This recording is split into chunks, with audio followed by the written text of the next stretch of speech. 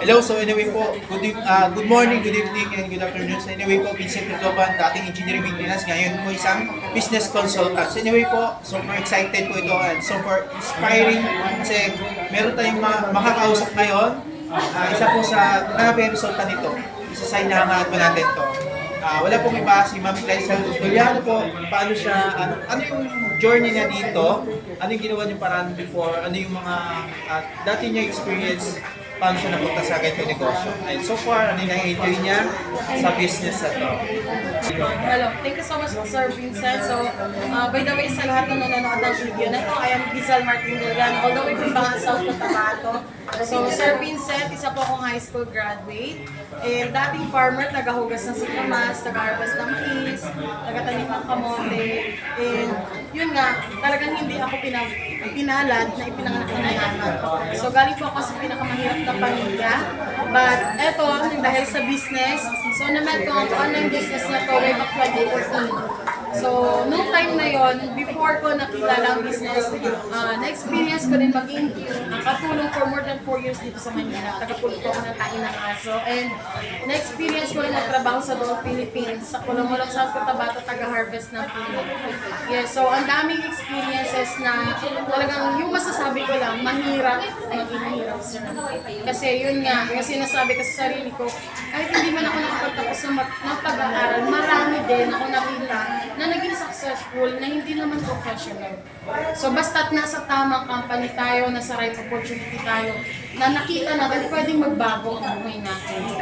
So eto yung negosyo na kung saan ang nakita ko talaga dito sir, yung nakita ko, yung pwedeng magbago yung buhay ko, pati yung buhay ng family ko.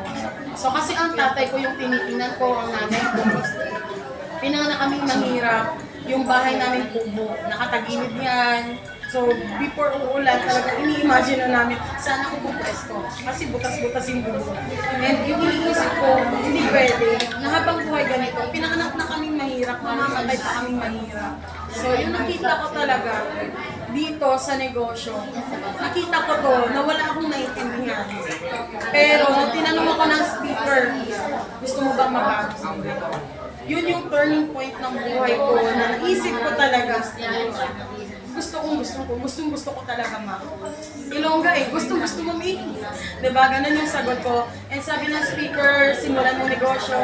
Pero sa lahat ng tagapanood ng video na to, kung na-bet mo ang business, ang right opportunity, wala kang pera, katulad ko. Pamasahe lang yung dala ko kasi na-invite ako through kain. So ako yung miyembro na tao na halos hindi makakain ng 3 times a day. So isang isang tuka talaga. And yun yung nakita ko na hindi pwede. Hihintayin ko lang na iimbitahin kami sa mga birthdays, kasal din yan, para makakain. So, yun yung nakita ko na dito, pwede ko lang magbagong buhay ko, buhay ng family ko, makakatulong ko sa nanay ko, tatay ko. Kasi yun yung realization sa atin. Paano tayo makakatulong sa mahal natin sa buhay kung tayo mismo kailangan din natin natulong. Tama? So, yung time na nakita ko ang business, hindi ko pinalagpas, pero walang pera. Nangutang ko ang tatay ko, mabigat utangin yung pera sa isang tao pang start sa business. Inutang ko kahit saan. So, nung nag-start ako sa negosyo, nagbenta po ako.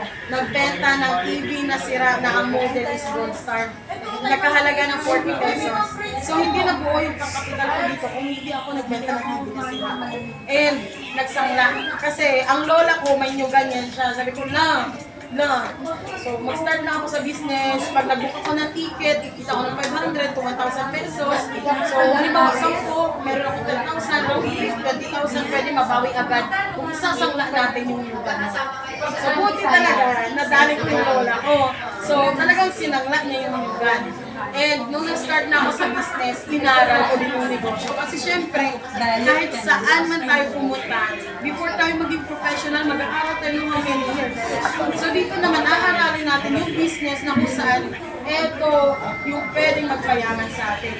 Kasi kung bilang empleyado, aaralin natin yung trabaho na i-assign sa atin para payamanin yung boss natin. At dito, aaralin natin paano payamanin yung kasama natin. So, nung nakita ko ang negosyo, grabe. Kasi, nung nag-start ako, wala akong cellphone. keypad yung phone ko, Nokia, yung color yellow pa. Ang hirap. Nung nag-start ako, pero nung nagbubuk na ako ng ticket mula sa bahay, makakasaya ko ng 30 pesos, round trip 60 pesos, papasok pa sa internet cafe, open line yung ganyan, 10 pesos babayaran. So kapag nakabook ako ng ticket, masaya na ako doon sa 500 pesos na kinita ko, one way per pax. So nakita ko doon na makakabili na ako ng 2 kilo ng bigas at saka ng ulam. Pero nung na-realize ko, sir, na doing this business, pwede pala akong yumaman. Kasi, nung na-realize ko na doing 80%, 20%, ipagsasabay ko, ang ganda ng negosyo.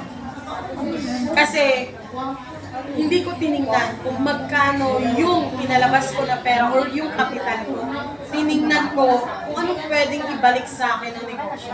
So, nag-start man ako 2014, ang ibinigay sa akin ng business, yung car sises na noon sinasakyan namin, Carabao, Kariton, Karusa, pero binigay sa akin yung real car, Toyota Vitz na color red, November 16, 2019. At the age of 26, naging Millionaires Club member na ako ng company. Grabe sir, kasi yung buhay na ini-imagine ko noon, nangyari. Kailangan lang talagang trabahuin ang negosyo. Kasi katulad din ng mga sari-sari store, even traditional businesses, kapag hindi natin yan bubuksan, hindi natin tatrabahuin, talagang wala tayong income. So dito naman, tatrabahuin natin. Ang hinahabol ko dito is passive income na kung saan, kung nagtatrabaho tayo or self-employed tayo, no work, no pay. Eh dito sa business na to nakita ko, no work, but with pay. Kikita ako dito. So talagang grabe kasi hindi lang yan, kasagsagan ng pandemic, ang daming nag-close na mga traditional businesses. Pero nung time na yun, nakapagpatayo ako ng concrete, malaking bahay para sa magulang. Grabe, grabe yung negosyo na to kasi hindi sa pinagmamayabang ko yan. To inspire other people, lalong-lalo na sa mga nanonood na hindi pa nakapag-franchise or hindi pa nakapag-avail, i-grab nyo ng opportunity. Naka-promo, limited offer lang lahat ito ngayon. So, grabe yung business na to kasi na-transform ako, isang ordinaryong tao, turn into an extraordinary na tao na kung saan hindi lang yung buhay ko nagbago, marami ng taong nagbago ang buhay na dahil sa business nito. And ang good news, grabe yung achievement kasi consistent top earner na rin ng company. Nakapag-travel local and international na kung noon pangarap ko lang na travel yung tatay ko. Yung tatay ko yung inspirasyon ko nang muna, punong-puno ng barikos nagtatrabaho sa bukid, taga-Araro ng Palayan.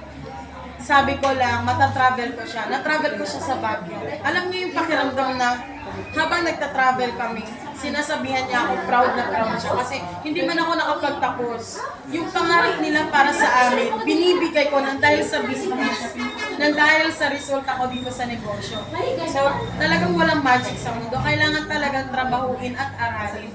So, grabe, sa lahat na nanonood ngayon ng video na to, i-avail na natin. At sa lahat na nakapag-avail na ng business, aralin natin ang negosyo at tuloy-tuloy natin gawin. Kasi ang future, clear as crystal, naghihintay sa atin dito. Ang magandang buhay. Yung pangarap, totoo po talaga siya. Magiging bangungot lang po talaga yan kapag hindi tayo magte-take action or hindi natin tatrabahuin ang negosyo. Kaya sa lahat ng tagapanood, mag-comment lang kayo kapag nakita nyo tong video na to.